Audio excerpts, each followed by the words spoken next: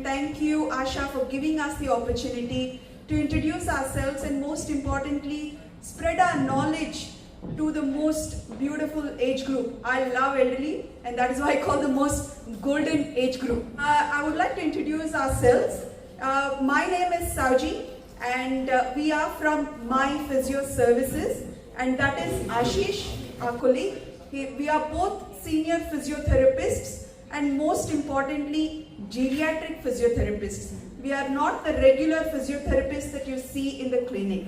So I will explain what is the difference between a geriatric physiotherapist to a usual physiotherapist and how it is helpful for a geriatric person. So I'm here to just share some knowledge. However, I would like to get some information from you so that I understand I am with you or I'm making the right, giving you the right information. Yeah. So what does a geriatric physiotherapy do? As Bijender ji said, most importantly, they'll help you to stay at home. So what are the problems that you usually have that you cannot stay at home? What are the usual problems that elderly face as you're aging? Can you just tell me? Leg problem. Leg problem? Mobility. Mobility, yes. Balance, beautiful. Back problem? Sorry, you were saying something. Leg problem. Knee problem, yes. Knee problems, yes, yes. Falls, beautiful, yes.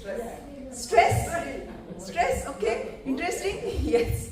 Okay, if I have to put everything together, the ideas that you said, there are three main things that we usually encounter. One is mobility, as you said, able to do your things at home by yourself with minimal help. That is called mobility. So able to go and to shopping, able to get out of the low car, able to reach that higher cupboard, able to pick that laundry basket up, whatever that is. So able to do your own things at your own place, that is mobility. Yeah. Do you agree? You do find that some things might get difficult as you age? Yeah. Also energy. Energy? Stamina and energy. Endurance, yes. So that also comes in mobility. So as you, by the end of the day or in the afternoon, you feel like you can't function anymore. So that is endurance. All will come under the umbrella mobility. The second problem is the risk of falls. This is not me, and I'm telling all of this with the evidence-based research. So falls, everyone, anyone, no one is immune to that. Anyone aged 65 or above, your balance is tend to decrease. It will decrease year by year by year. So falls is the other thing. And the third one, as you all mentioned, pain. How to manage pain due to different problems. That could be osteoarthritis, that could be your neurological problem, that could be stiffness, that could be so many other problems. These are the three main things that you would experience as you age. Do you agree? Yeah. Mobility, falls, pain management. So, I think as physios, we have a very, very unique role in helping you to manage these three things. And I have to say this, we are very, very lucky as a profession that we are the only people who come to elderly on a frequent basis to make sure all these things are addressed properly. If you think about it, when we come to your home, we see things differently. You can say there is only one problem, but when we go there, we say, oh, this chair is not appropriate for you. That is why you're having the back pain. It has nothing to do with your back. Or the way you're doing things is not correct at your home. That is where we can tell you how to properly use your body for the activities at home. So all those things, so it makes it very unique for us as geriatric in-home physiotherapists to address all the problems correctly. If you think about it, as I was saying, how many times do you go to your GP? If very, very often, maybe once a month. Is that correct? Yeah. And how many times do you see any other allied health professional that can help you? Occupational therapist maybe once in 6 months, once a year. Podiatrist maybe once in 3 months. Dietitian maybe once a year. Nurse, if necessary, maybe once in 6 months. But if you think about all these three problems, who can address it appropriately and correctly, we have that unique position to do it as physiotherapists. We can come, assess you comprehensively. Even if you say you have knee pain, we have to see you as holistically. What is causing that knee pain? It's just not arthritis. Because of that, what functions are you compromised? How can you function better? Let me tell you, we don't have a magic wand that I can fix you everyone. However, we have that knowledge and experience of how to make you function better at home. How, with that pain, how can you do things better? How can you adapt? How can you do things safely? How can you avoid a fall? All those things, we address it. So that is where we have a unique space in geriatric physiotherapy. And as Vijender ji mentioned, our main aim is to avoid people getting into a nursing home or hospital.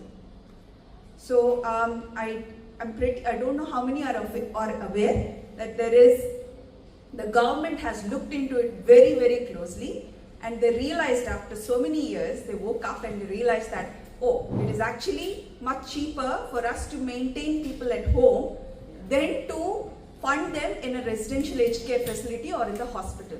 So they have opened up big funding things for people to stay at home. So no matter what stage you are in, either you are extremely mobile, able to do things but need little assistance, yes, to up to being bedbound and you want to stay at home, that broad band, you will get support from the government. So please do not listen to anyone if they say that, you know, oh, you better go into a nursing home or no. Please, because I believe that, you know, when someone has lived their whole life in their home, that should be the last place that they have to be. Not in a room, not in a hospital. So we can help you live happily and independently at home. So in saying that, I know we have a wonderful group over here. Rather than just me talking, what I would like to do is show some exercises, basic exercises that you can do to strengthen your muscles or able to move better. Is everyone up for it? Is that okay? Yes? Excellent. I know your chairs are all placed very closely. For people who are not able to stand comfortably, please do them sitting. I will show them a modified version of sitting. Otherwise, I would ask everyone to stand up and go behind your chairs, please. Just imagine that I'm holding the chair in front of me. Now, one thing that I would like to say before I start the exercises, if you are doing any exercise and you're not feeling it in the muscles or not feeling puffed by the end of the exercise, it is not worth doing that exercise. It is just moving your body for the fun of it, but it is not exercise. And most importantly, as you age, there are two things that you need to incorporate in your exercise routine, especially after you're 65. One is strengthening exercise, one is balance exercise. If you are not doing those, and I see as soon as you say that you're elderly, they get you to sit in a chair and move your arms up and down. Not worth it. Can you tell me, what do you need to use to move your body? Legs. When will you fall? You are not balanced. When you are balanced or when you move. You will not fall when you're sitting down or lying down. So you need to exercise standing up and using those muscles down. I would say hip down. Hip down muscles are the movers. So they are the most important muscles for us to keep us moving and to keep us safe. So I'm going to show some basic exercises mainly for your lower limbs and hip down, and I'll tell you after each exercise why it is important and how it will strengthen that function of yours. Rather than exercise is not about, you need to understand why you're doing it and how will it improve in my daily routine. Otherwise there is no point in doing it. Agree? Yeah. Okay. The first exercise, it is called marching. You can do the same in sitting or standing. I can see everyone is standing, so we better do it in standing. So when you do marching, hold on to the chair. Make sure you lift your leg 90-90 up and slowly down. 90 up and down. Although it is called marching, what I usually see elderly doing is this. Do not do this. This is not marching. Okay? The idea is, I'll tell you how to do it and then we'll go through the exercise. The idea is you should have 90 degree angle. That is when your hip flexors, which will help you to lift your leg up while you're stepping, while you're walking. It will help you to do that. If you're doing that, it will not activate that muscle. And any exercise while you're doing it, make sure you do it slow. When you're doing the exercise slow, you will recruit all the muscles and you're using the muscles. If you're doing it with the movement, it is the momentum and your muscles are not getting activated. So those are the basics of exercises. Now let's do some marching. We will do 10 repetitions of everything. And I will go through afterwards, if you have more questions, in detail about how long do you have to do exercise, how often do you have to do exercise, all of that. Let's go through the exercise first. Okay, let's go. Up, 1, down, 2, down, 3, down, 4, down, 5, down, hold it, 6, down, 7, down, 8, down, 9, down, and last one, 10, and relax. How many of you felt it in the forward over there? Did you feel it was a different than usual exercise that you do? Because you were using the correct muscle over there. Yeah? Let's do the second exercise. It might be a little bit tricky from what I'm seeing, but please do not kick the side person. Make sure you have some space to do that. So I will do very small. If you're not able to lift your leg up, I want you to touch to the side and come back. Yeah? So making sure, and this exercise is for your lateral hip muscles. They are very important to keep your hips stable, if I mean. Otherwise, that is where we do this gait. Did you see many of them walking like this? That's because your gluteals are not strong enough, your lateral gluteals. So that's where this is important. Okay? So let's go touch if you like. Yeah? But when you're touching, I do not want you to step there. Only touch. You should feel it in the side of your hip over there. Yeah? Your body is straight, only that leg is going up. Back. Yeah? Let's do the other side. 2. Back. If you're very confident, 3. Back. 4. Back. Make sure your body is straight. It's not moving like that. 5. Back. 6. Back. 7. Back. 8. Back. 9. Back. And last one. 10. And relax. Where did you feel this? At the sides? Beautiful. That's exactly the muscle that we activated.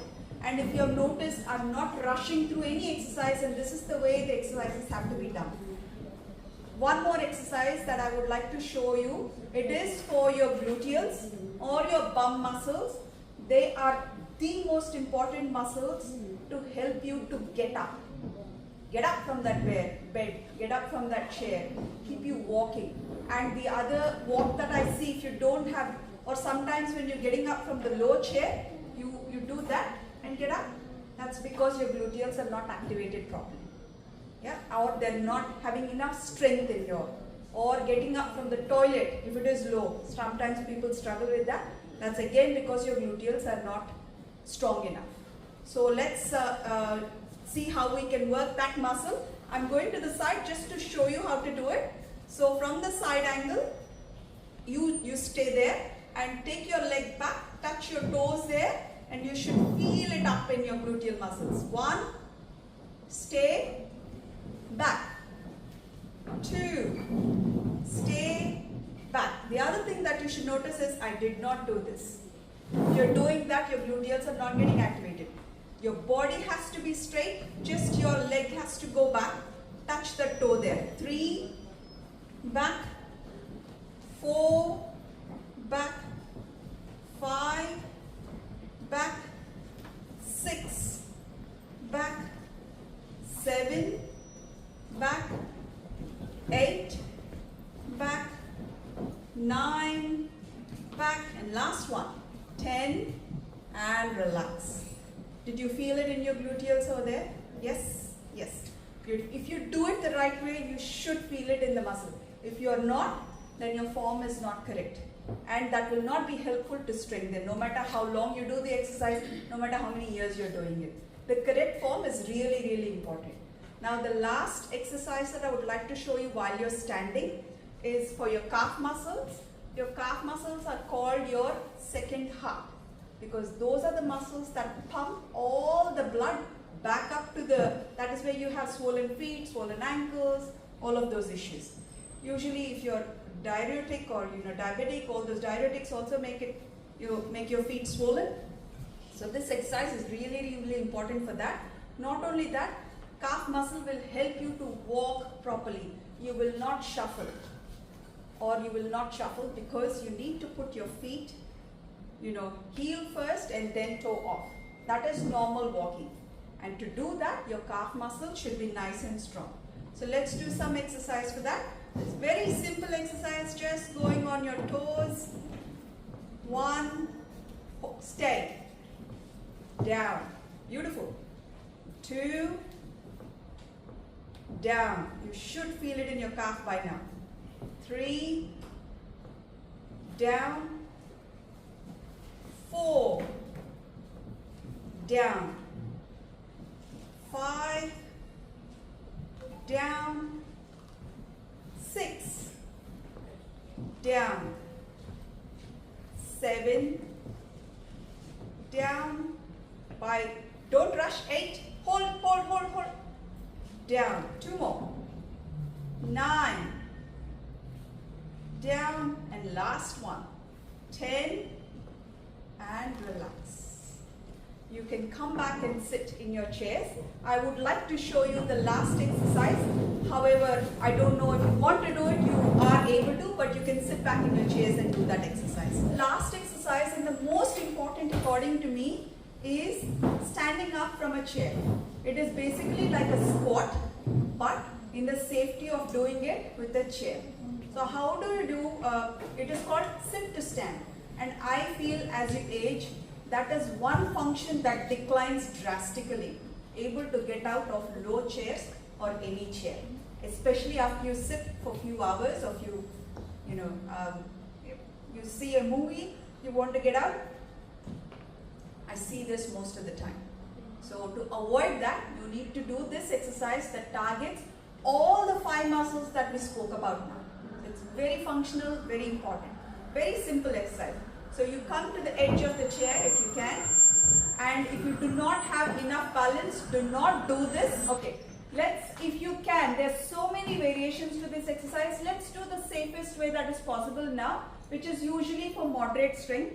So if you want to hold on to the chair, place your hands to the side of the chair, leaning forward, feet flat, a little bit behind, and then trying to stand up very slowly. And most importantly, cross your hands over there and try to sit down with your bum first and count of 3. 1, 2, 3. Very important, very challenging, and that is where most of your strength comes. Let's do it 5 times. I know because this is difficult exercise, I do not want to push too much. So let's go. One more time. Standing up. Sitting down on count of 3. 1, 2, 3. Beautiful, beautiful strength display over there. Let's go up again. 3. Now going down. 1, 2, 3. Yeah. Standing up. 4. Sitting down very slowly. 1, 2, 3. Last one. Let's go, let's go. Standing up.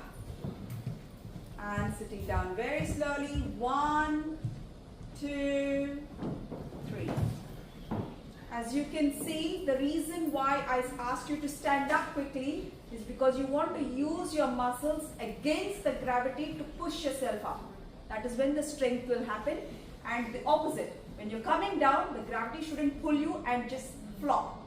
You have to use your muscles to control against gravity and sit. That is where your strength will develop. I do not want to go into details of eccentric and eccentric muscles, but that is the way it has to be done. Very clear about these exercises. Any questions so far? No? These are very, very basic exercises that I've shown you below hips. We have some more information. All these exercises have been printed out for your information, but there is a disclaimer. It is not for everyone. Please make sure you get yourself assessed if you want to do proper exercise regime to know what is the most suitable exercise for you on a long-term basis. The other leg, I start to wobble. So that is where you struggle to do that. It is very simple. You have to train your balance for that. So standing, that I did not show any balance exercises over here. So very basic again. You have to be behind the chair. I'm showing you. You need to hold on to something. Basic is one foot in front of the other. Try and balance yourself. Holding on to something. You have something to hold on to. It is called tandem stance. It is very hard. Very hard to do that. Yeah. If you master this to stand there for 30 seconds, then you go on to, then you go on to one leg. Standing on one leg and holding. This is where you will develop able to do that. Yeah. One leg 30 seconds, another leg 30 seconds. If you master that too, holding on there without holding on anything, eyes closed. Extremely hard. Extremely hard to do that. But if you train that, your balance will improve a lot. Please, please, please make sure you have something in front of you that you are very stable, and even if you do, you go on there and hold it. Your hands should be hovering on top of something where it is there. It's not something, don't try it without anywhere. We don't want anyone to fall in. That's why it's more important that the exercises should be tailored to you. Everyone will be on different levels. Everyone has different problems. So it's very important to tailor that exercise that will be the most suitable for your medical conditions and your physical activity. And most importantly, to target your goals. Your goal might not be able, maybe you do not want to do that. Your goal might be to be able to pick something up from the floor. So we want to target those goals properly. Everyone's life is different. So what is your routine? What is your activity? We want to achieve those. Yeah? So that is the main thing that I wanted to go through today. And the frequency. We asked, one thing that we get asked is that when we do an exercise regime, they'll ask how long do we have to do the exercises for? There are two things to it. The simple answer is, how long do you want to feel active and stable? Forever? You have to do the exercises forever. Although programs can be made to target certain function for certain time. Minimum is 12 weeks. To show some difference in your strength, the research shows anyone over 65, you need to have minimum of 12 weeks to do an exercise regime to show some benefit of that exercise. Yeah. Now, how often? I would say at least 3 to 4 times a week. If I have to put it, do it every alternate day. The reason being, you have one day to recover from that muscle soreness. If you are over enthusiastic, usually we are when we start something, you go for 1-2 weeks, you give up because you feel like, I'm feeling very tired, I'm very sore, I do not want to do this anymore. Recovery is really, really important. Hence, alternate day. 30 minutes. 30 minutes, alternate day, strengthening plus balance exercises. 5 minutes warm up, 5 minutes cool down / stretching. Enough. This is the magic mantra. There is no other shortcut to it. Very, very simple. Very, very hard to do it. Because consistency is the key and it's very hard. And the most important part is, although you know what to do, you need to know how to do it. What exercises suit me, that is where we come in. That will be most suitable for your body type, your lifestyle, your function, your abilities. Yeah. And the other important thing that I want to talk about is, after all of this, I get asked, how do we access physiotherapy? That's a big question. I understand physiotherapy sessions are not cheap, especially the way I say it. If we need to come twice a week to your home, they are not cheap. And I understand that part. Being elderly, you need to think about how do I fund this. So that is where the federal government has come in, and very simple. I don't know how many are registered with My Aged Care. If you are, big thumbs up. If you are not, I would certainly urge to go and do that immediately. No matter how fit you are, no matter what it is. People, as you age 65, if you need some assistance with your daily activities, you are eligible to apply through My Aged Care Services. Someone comes to your home, they assess you, and according to your needs, federal government is going to give you some budget to assist you to live at home. In that way, physiotherapy can be accessed for free of cost. Yeah, that is one thing. Meanwhile, although that is a very lengthy process and it's time taking, if someone needs urgent, we can see you through Medicare. Because we come home, there is a gap. And all of that information is mentioned in our sheets that we are going to distribute in the end. And the other way, private health insurance, if you have that, yes, we can. We want to help you as in any way possible. So 4 or 5 ways that are there, that will be budget friendly for you, we have mentioned. But if there is nothing and you're very eager, we want to help you, yes, privately also you can pay out of pocket, we can come. And if you feel, I don't need twice a week, I just need some information, assess me at home, do some exercises. Yes, we can do. If you're very fit and you feel that you don't need and you're able to do exercises at home, we come one off, we assess you, we tell you the exercises, take videos of the exercises, give them to you, leave it with you. Come back in 6 months' time and see how you're doing. I'm pretty sure twice a year will not break your back, to access physiotherapy through us. So, that is from us. Thank you so much for listening.